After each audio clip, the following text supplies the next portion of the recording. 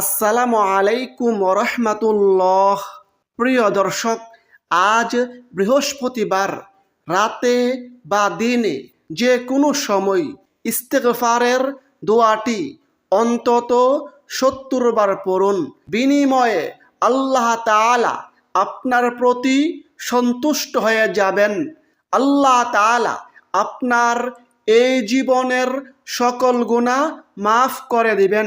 এই জীবনে mobile, TV, cinema দেখে যত প্রকারের গুনাহ করেছেন, এই জবান দিয়ে যত ধরনের গুনাহ করেছেন, এই চোখ দিয়ে যত ধরনের গুনাহ করেছেন, এই হাতের মাধ্যমে যত প্রকারের গুনাহ করেছেন, এই কান দিয়ে অশ্লীল কথাবার্তা, অশ্লীল গান বাজনা শ্রবণ করে যত গুনাহ করেছেন, মোট কথা এই জীবন যৌবনের সকল গুনাহ আল্লাহ তাআলা মাফ করে দিবেন।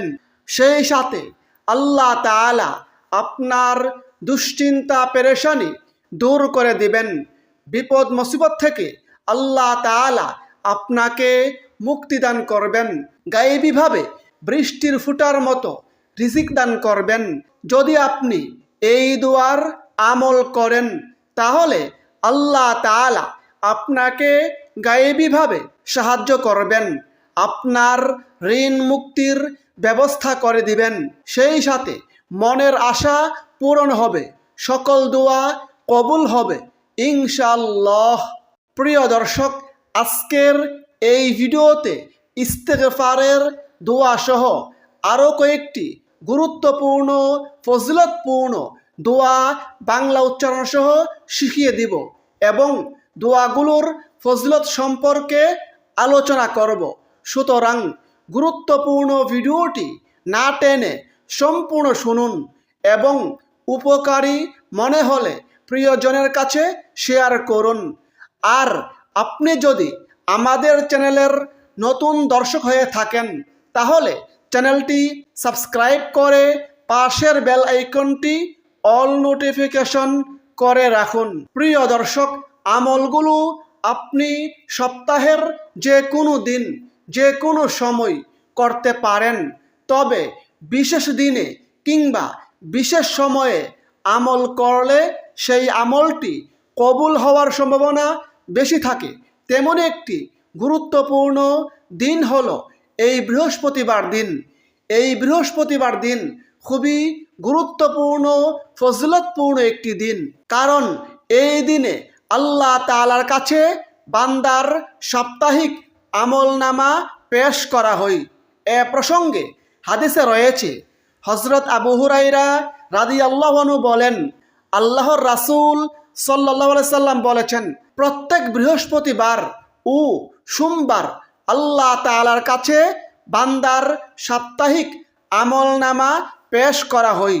তখন আল্লাহ তাআলা তার মুমিন বান্দাদের ক্ষমা করে দেন, কিন্তু যে দুই ব্যক্তির পারস্পরিক হিংসা বিদ্বেষ রয়েছে তাদেরকে ক্ষমা করা হয় না। এ প্রসঙ্গে হাদিসটি বর্ণিত হয়েছে মুসলিম শরীফে, হাদিস নম্বর 2565, তিরমিজি শরীফ হাদিস নম্বর 747।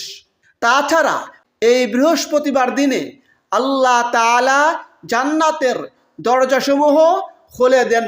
এ প্রসঙ্গে আল্লাহর রাসূল সাল্লাল্লাহু আলাইহি সাল্লাম বলেছেন, প্রতি বৃহস্পতিবার ও সোমবার জান্নাতের দরজাসমূহ খুলে দেওয়া হয়। এরপর এমন সব বান্দাকে ক্ষমা করে দেওয়া হয় যারা আল্লাহর সঙ্গে অংশীদার স্থাপন করে না। সুবহানাল্লাহ। মুসলিম শরীফ হাদিস নম্বর 6438। প্রিয় দর্শক, আল্লাহ তাআলা আমাদের এই জীবনে দিন ও রাত দুটি ধারা রেখেছেন। এর মধ্যে কিছু দিন ও রাতকে বিশেষভাবে বরকতময় করেছেন। এতে সঠিকভাবে আমল করলে দুনিয়া ও আখিরাতে সফলতা লাভ হবে। সুতরাং আজ বৃহস্পতিবার এই গুরুত্বপূর্ণ দিনে বা রাতে যে কোনো সময় ইস্তেগফারের আমল করার চেষ্টা করুন। ইস্তেগফার খুবই দামি আমল, খুবই গুরুত্বপূর্ণ ফজিলতপূর্ণ আমল। সেজন্যই আমাদের প্রিয় নবী প্রত্যেক দিন 70 থেকে 100 বারের বেশি আল্লাহ তাআলার কাছে ইস্তেগফার বা ক্ষমা প্রার্থনা করতেন। এ প্রসঙ্গে নবীজি বলেন, আল্লাহর শপথ, আমি প্রত্যেক দিন 70 বারের অধিক আল্লাহ তাআলার কাছে ইস্তেগফার বা ক্ষমা প্রার্থনা করি। সুবহানাল্লাহ। এ প্রসঙ্গে হাদিসটি বর্ণিত হয়েছে বুখারী শরীফে। ইস্তেগফারের মাধ্যমে আল্লাহ তাআলা বান্দার প্রতি সন্তুষ্ট হয়ে যান, বান্দার জীবনের সকল গুনাহ মাফ করে দেন। এ প্রসঙ্গে আল্লাহ তাআলা পবিত্র কুরআনে বলেন, যারা নিজেদের প্রতি সীমাহীন জুলুম করেছ, অন্যায় করেছ, তোমরা আল্লাহর রহমত থেকে নিরাশ হইও না। নিশ্চয়ই আল্লাহ তোমাদের সব গুনাহ মাফ করবেন, তিনি ক্ষমাশীল পরম দয়ালু। সুবহানাল্লাহ। আল্লাহ তাআলা পবিত্র কুরআনের অন্য স্থানে বলেন, আর যে ব্যক্তি মন্দ কাজ করবে কিংবা নিজের প্রতি জুলুম করবে, তারপর আল্লাহর কাছে ক্ষমা চাইবে, সে ব্যক্তি আল্লাহকে পাবে ক্ষমাশীল ও পরম দয়ালু। সুবহানাল্লাহ। আমরা এই জীবনে কতই না গুনাহ করে থাকি, গুনাহ করতে করতে পাহাড় সম পরিমাণ করে ফেলি। গুনাহে জর্জরিত আমাদের এই জীবন। তারপরও যদি আমরা মন থেকে আল্লাহ তাআলার কাছে ইস্তেগফার করি, একনিষ্ঠভাবে আল্লাহ তাআলার কাছে তাওবা করি, ক্ষমা প্রার্থনা করি, তাহলে অবশ্যই আল্লাহ তাআলা আমাদের এই জীবনের সকল গুনাহ মাফ করে দিবেন, সেই সাথে আমাদেরকে জান্নাত নামক নিয়ামতে প্রবেশ করাবেন। এ প্রসঙ্গে আল্লাহ তাআলা নিজেই পবিত্র কুরআনে ওয়াদা করে বলেছেন, হে ঈমানদাররা, তোমরা আল্লাহর কাছে খাঁটি দিলে একনিষ্ঠভাবে তাওবা করো, আশা করা যায় তোমাদের রব তোমাদের গুনাহগুলো ক্ষমা করবেন এবং তোমাদের এমন জান্নাতে প্রবেশ করাবেন যার তলদেশে ঝর্ণাগুলো প্রবাহমান। সুবহানাল্লাহ। সূরা তাহরিম আয়াত 8।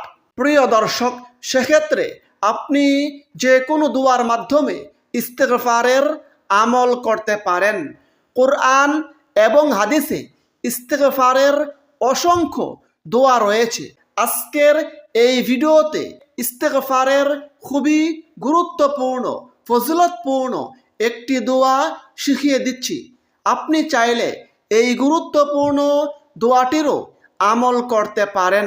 দোয়াটি হচ্ছে, আস্তাগফিরুল্লাহ আল্লাযী লা ইলাহা ইল্লা হুয়াল হাইয়ুল কাইয়্যুম ওয়া আতুবু ইলাইহি। আস্তাগফিরুল্লাহ আল্লাযী লা ইলাহা ইল্লা হুয়াল হাইয়ুল কাইয়্যুম ওয়া আতুবু ইলাইহি। অর্থ, আমি আল্লাহর কাছে ক্ষমা চাই, তিনি ছাড়া প্রকৃতপক্ষে কোনো মাবুদ নেই, তিনি চিরঞ্জীব, চিরস্থায়ী এবং তার কাছে তাওবা করি। এই দোয়ার গুরুত্ব প্রসঙ্গে হাদিসে রয়েছে, আল্লাহর রাসূল সাল্লাল্লাহু আলাইহি সাল্লাম বলেছেন, যে ব্যক্তি এই দোয়া পড়বে, এই দোয়ার মাধ্যমে আল্লাহ তাআলার কাছে ইস্তেগফার করবে, ক্ষমা প্রার্থনা করবে, আল্লাহ তাআলা তাকে ক্ষমা করে দিবেন, যদিও সে ব্যক্তি যুদ্ধক্ষেত্র থেকে পলায়নকারীও হই। সুবহানাল্লাহ। প্রিয় দর্শক, যারা খুবই দুশ্চিন্তা পেরেশানিতে আছেন, তাহলে হাদিসের শিখানো এই দোয়াটির আমল করুন। ইনশাআল্লাহ আল্লাহ তাআলা আপনার দুশ্চিন্তা পেরেশানি বিপদ মুসিবত দূর করে দিবেন। দোয়াটি হচ্ছে, হাসবিয়াল্লাহু লা ইলাহা ইল্লা হুয়া আলাইহি তাওয়াক্কালতু ওয়া হুয়া রব্বুল আরশিল আযীম। এই দোয়ার গুরুত্ব প্রসঙ্গে হাদিসে রয়েছে, হযরত আবু দারদা রাদিয়াল্লাহু আনহু বলেন, যে ব্যক্তি দুশ্চিন্তা পেরেশানির সময় এই দোয়াটি সকাল সন্ধ্যায় 7 বার করে, পাঠ করবে আল্লাহ তাআলা তার দুনিয়া ও আখিরাতের সকল প্রকারের দুশ্চিন্তা পেরেশানি থেকে তাকে হেফাজত করবেন। সুবহানাল্লাহ। এ প্রসঙ্গে হাদিসটি বর্ণিত হয়েছে আবু দাউদ শরীফে। দর্শক, যারা ঋণ নিয়ে খুবই দুশ্চিন্তা পেরেশানিতে আছেন, ঋণে জর্জরিত, ঋণের কারণে কোনো কিছুই ভালো লাগে না, কোনো কাজকর্মে মন বসে না, তাহলে আপনি হাদিসের শিখানো এই দোয়ার আমল করুন। ইনশাআল্লাহ আল্লাহ তাআলা আপনাকে গায়েবীভাবে সাহায্য করবেন, আপনার ঋণ মুক্তির ব্যবস্থা করে দিবেন, যদিও আপনার ঋণ পাহাড় সম পরিমাণও হই। সুবহানাল্লাহ।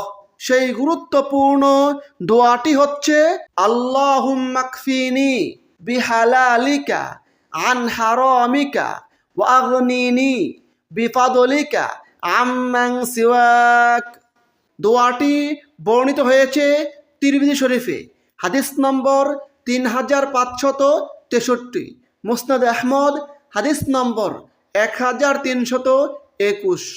আজকের 4 নম্বর দোয়া হচ্ছে ইসমে আজমের দোয়া। ইসমে আজম খুবই গুরুত্বপূর্ণ, ফজিলতপূর্ণ একটি দোয়া। দর্শক, আমরা অনেকেই দোয়া করি, কিন্তু আমাদের কাহারও দোয়া কবুল হই, আবার অনেকের দোয়া কবুল হয় না।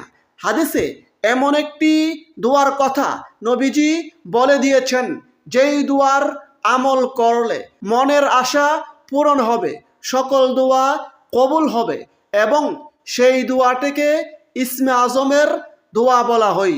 দোয়াটি হচ্ছে আল্লাহুম্মা ইন্নী আসআলুকা বিআন্না লাকাল হামদু লা ইলাহা ইল্লা আনতাল মান্নানু বাদিউস সামাওয়াতি ওয়াল আরদি ইয়া যাল জালালি ওয়াল ইকরাম ইয়া হাইয়্যু ইয়া কাইয়্যুম। ইসমে আজমের ফজিলত প্রসঙ্গে হাদিসে রয়েছে, একবার এক সাহাবী এই বাক্যগুলোর মাধ্যমে দোয়া করেছিলেন। তখন নবীজি বলেছিলেন, এই ব্যক্তি ইসমে আজমের মাধ্যমে দোয়া করেছে, যার মাধ্যমে দোয়া করলে আল্লাহ তাআলা দোয়া কবুল করেন, যার মাধ্যমে আল্লাহ তাআলার কাছে কোনো কিছু প্রার্থনা করলে আল্লাহ তাআলা তাকে তা দান করেন। সুবহানাল্লাহ। প্রিয় দর্শক, এখন আসুন ইস্তেগফারের আমলটি কিভাবে করবেন, কিভাবে এই দোয়াগুলো পড়ে আল্লাহ তাআলার কাছে দোয়া করবেন, আল্লাহ তাআলার কাছে ক্ষমা প্রার্থনা করবেন, সে সম্পর্কে আবারও সংক্ষেপে বলে দিচ্ছি। আজ বৃহস্পতিবার রাতে বা দিনে যে কোনো সময়, তবে নিষিদ্ধ সময় ছাড়া 2 রাকাত সলাতুল হাজতের নামাজ পড়ুন। তারপর এক জায়গায় বসে চুপি চুপি মনোযোগের সঙ্গে প্রথমে ইস্তেগফারের এই দোয়াটি অন্তত 70 বার পড়ুন। আস্তাগফিরুল্লাহ আল্লাযী লা ইলাহা ইল্লা হুয়াল হাইয়ুল কাইয়্যুম ওয়া আতুবু ইলাইহি। তারপর দুশ্চিন্তা পেরেশানি থেকে মুক্তি লাভের এই দোয়াটি অন্তত 7 বার পড়ুন। হাসবিয়াল্লাহু লা ইলাহা ইল্লা হুয়া আলাইহি তাওয়াক্কালতু ওয়া হুয়া রব্বুল আরশিল আযীম। তারপর ঋণ থেকে মুক্তি লাভের এবং গায়েবী রিজিক লাভের এই দোয়াটি অন্তত 3 বার পড়ুন। আল্লাহুম্মা কফিনি বিহালালিকা আন হারামিকা ওয়া আগনিনি বিফাদলিকা আম্মান সিওয়াক। তারপর ইসমে আজমের এই দোয়াটি একবার পড়ুন। আল্লাহুম্মা ইন্নী আসআলুকা বিআন্না লাকাল হামদু লা ইলাহা ইল্লা আনতাল মান্নানু বাদিউস সামাওয়াতি ওয়াল আরদি ইয়া যাল জালালি ওয়াল ইকরাম ইয়া হাইয়্যু ইয়া কাইয়্যুম। তারপর কমপক্ষে 3 বার দুরূদ পাঠ করুন। সেক্ষেত্রে আপনি যে কোনো দুরূদ শরীফের আমল করতে পারেন। আপনি চাইলে এই ছোট্ট দুরূদ শরীফটি পড়তে পারেন, সাল্লাল্লাহু আলা মুহাম্মদ। তারপর সর্বশেষে দুহাত তুলে বিনয়ের সঙ্গে আল্লাহ তাআলার কাছে কাকুতি মিনতি করে দু চোখের অশ্রু ফেলে এই জীবনের সকল গুনাহের কথা স্বীকার করে ক্ষমা প্রার্থনা করুন। আল্লাহ তাআলা এই জীবন যৌবনের সকল গুনাহ মাফ করে দিবেন। সেই সাথে আল্লাহ তাআলার কাছে সকল প্রয়োজন তুলে ধরুন। আল্লাহ তাআলা গায়েবীভাবে আপনাকে সাহায্য করবেন, আপনার সকল প্রয়োজন পূরণ করে দিবেন। আল্লাহ তাআলার কাছে ঋণ থেকে মুক্তি লাভের দোয়া করুন। আল্লাহ তাআলা ঋণ মুক্তির ব্যবস্থা করে দিবেন।